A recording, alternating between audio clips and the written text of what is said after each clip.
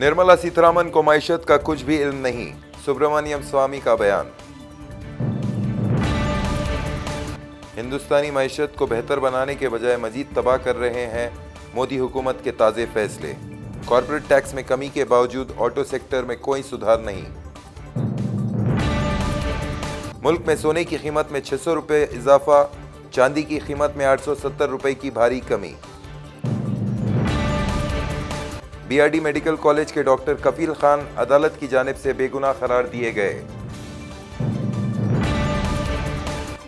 आसाम में NRC list से बाहर हुए लोग भी डाल सकेंगे वोट, इंतखाबी कमीशन का फैसला। पटना काबेली रोड अब कहलाएगी नेहरू पर, नीतीश कुमार हुकूमत का फैसला। संजय सिंह आम आदमी पार्टी के दिल्ली असेंबली इंतखाबात के लिए इंचार्ज मुकर्रर। इलेक्शन कमीशन कर्नाटका असेंबली की 15 सीटों के लिए ज़िमनी इंतखाबात टालने रजामंद। अक़वाम मुत्तहिदा की मुस्तकिल रुकनीत के लिए एक दूसरे की तायीद करने हिंदुस्तान और ब्राज़ील का फैसला। शरद पवार के खिलाफ कार्रवाई पर राहुल गांधी ने बनाया हुकूमत को निशाना, इंतकामी सियासत का लगाया इल्जाम। त्रिपुरा में खौफनाक सड़क हादसा, 6 हलाक 10 जख्मी। राजस्थान के जोधपुर में बस और बुलेरो की टक्कर, 13 अफराद हलाक। स्कूटी सवार 2 बहनों को बस ने दी टक्कर, एक की मौत।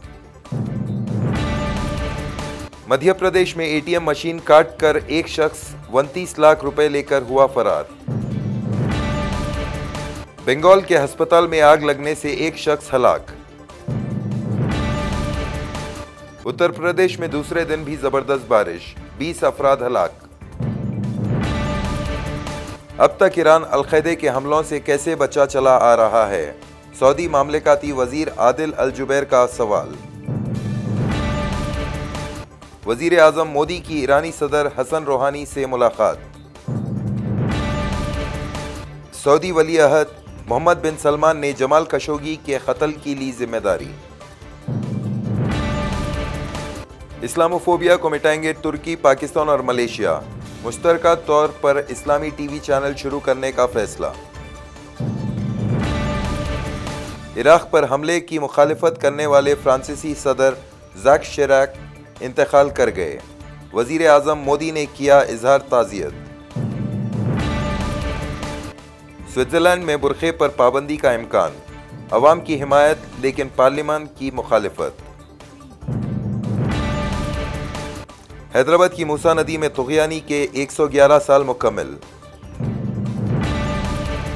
तेलंगाना में जारी बारिश ने माजी के कई रिकॉर्ड्स तोड़ दिए, नागार्जुना सागर और श्रीशैलम के दरवाजे खोल दिए गए।